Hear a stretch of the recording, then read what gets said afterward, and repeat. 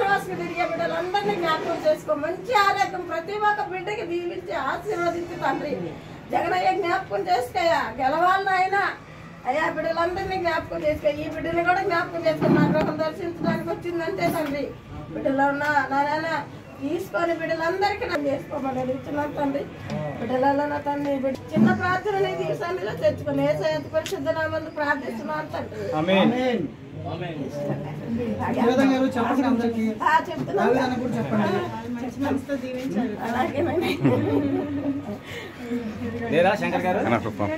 అక్క చూడండి అక్క, అక్క చూడండి అక్క, అక్క చూడండి అక్క.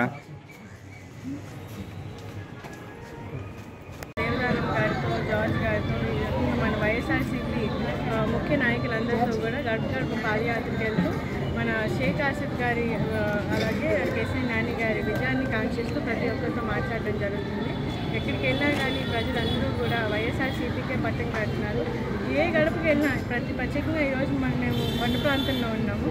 మాకు పై దాకా వాలంటీర్ల ద్వారా మేము ఎక్కడికి కిందకి దిగాల్సిన అవసరం లేకుండా, మాకు ఎక్కడ ఇబ్బంది లేకుండా ఏదైనా కానీ అమ్మఒడైనా కానీ లేకపోతే పెన్షన్ అయినా కానీ ప్రతిదీ కూడా మాకు ఇంటి దాకా చేరుస్తున్నారు జగనన్న. సో తప్పకుండా ఆయన్నే గెలిపించుకుంటామని చెప్పి ప్రతి ఒక్కరు కూడా తెలియజేస్తున్నారు. అలాగే కేసీ నాని గారిని అలాగే ఆసిఫ్ గారిని ఇద్దరిని కూడా వీళ్ళు ఇక్కడ స్థానికులు కాబట్టి మాకు ఎప్పుడూ కూడా అందుబాటులో ఉండే వ్యక్తులు కాబట్టి తప్పకుండా వాళ్ళని గెలిపించుకుంటామని ప్రజలు ఈరోజు ముందుకొచ్చి చెప్తున్నారు. కానీ మీరు చూసుకుంటే ఈరోజు కొంతమంది చెట్టు పేరు చెప్పుకుని పళ్ళు అమ్ముకునే మోసగాళ్ళు అనే వాళ్ళు వస్తున్నారు.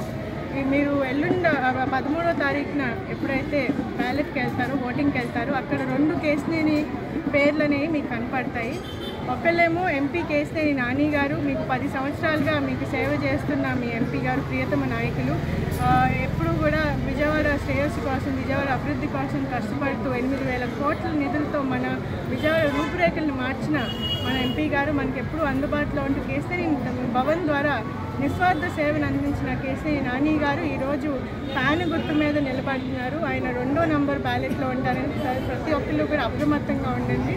ఎందుకంటే అటుపక్క నుంచి తెలుగుదేశం పార్టీ ఎవరికైతే సీట్ అమ్మేసుకుని 150 కోట్లకి సీట్ అమ్మేసుకుని ఒక రియల్ ఎస్టేట్ స్కామ్స్టర్ని ఒక రేరా ఫైన్ నుండి ప్రీ లాంచ్ ఆఫర్లు చేసి మధ్యతరగతి కుటుంబాలు కొట్టిన ఒక పెద్ద స్కామ్స్టర్ని ఎవరైతే దింపిందో కేసినేని శివనాథ్ చిన్ని అనే పర్సన్ను ఈరోజు సైకిల్ గుర్తు మీద నిలబడుతూ అతను ఒక కన్ఫ్యూజన్ అనేది క్రియేట్ చేయడానికి ప్రయత్నిస్తున్నారు. ఎందుకంటే ఈరోజు ప్రజల్లో అతనికి ఆదరణ లేదు, అలాగే వాళ్ళ సొంత నాయకులు కూడా అతన్ని సపోర్ట్ చేయట్లేదు. కాబట్టి కేసినేని నాని గారి ఓట్ని చీల్చడానికి ఈ మనిషి ప్రయత్నిస్తున్నారు. ఎంపీ గారి ఫ్యామిలీ అనే ఒక ముసుగులో ప్రతి ఒక్కరిని వెళ్ళి కలవడం జరుగుతుంది. ప్రజలందరినీ కూడా అప్రమత్తంగా ఉండండి అని చెప్పి నేను కోరుతున్నాను. కేసినేని నాని గారు, ఎంపీ కేసినేని శ్రీనివాస్ నాని గారికి మీరు మళ్ళీ ఓటేయాలనుకుంటే తప్పకుండా ఫ్యాన్ గుర్తుని చూసి ఓటేయాలని చెప్పి నేను ప్రతి ఒక్కరిని కూడా కోరుతున్నాను.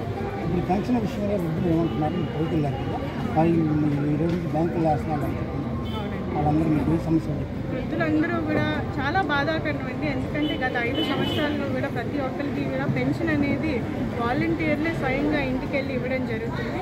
కానీ ఈరోజు కొండ ప్రాంతంలో చాలామంది ఇబ్బంది పడుతున్నారంటే పైనుంచి రోజు వస్తున్నారు, రోజు బ్యాంక్ అకౌంట్లో చెక్ చేస్తున్నారు, రోజు సచివాలయాలకు వెళ్తున్నారు, కానీ ఎవరి దగ్గర నుంచి కూడా సరైన ఆన్సర్ లేదు. ఇదంతా కూడా చేసింది చంద్రబాబు నాయుడు గారు, తెలుగుదేశం పార్టీ, అలాగే బీజేపీ వాళ్ళు. వాలంటీర్ని చూస్తే జగన్మోహన్ రెడ్డి గారు గుర్తొస్తారు. జగన్మోహన్ రెడ్డి గారికి ఓట్లు పడిపోతాయనే భయంతో ఈరోజు వాలంటీర్ వ్యవస్థని ఆపివేయడం జరిగింది. దానివల్ల వృద్ధులు ఎంతో ఇబ్బంది పడుతున్నారు. వాళ్ళు ప్రతి నెల కూడా ఈ డబ్బుల్ని వాళ్ళ జీవనాదిగా లేకపోతే మందుల కోసం లేకపోతే ఇలా వాడేది ఈరోజు వాళ్ళకి చేతికి అందకుండా పోయింది తెలుగుదేశం పార్టీ వల్ల, అలాగే బీజేపీ వాళ్ళ వల్ల. సో ప్రతి ఒక్కళ్ళు కూడా చంద్రబాబు నాయుడు గారిని ఈరోజు తిట్టుకుంటున్నారు. వాళ్ళ ఉసురు అనేది ఆయనకి తప్పకుండా తగులుతుంది. ఇటువంటి చర్య అనేది నిజంగా హేయమైన చర్య.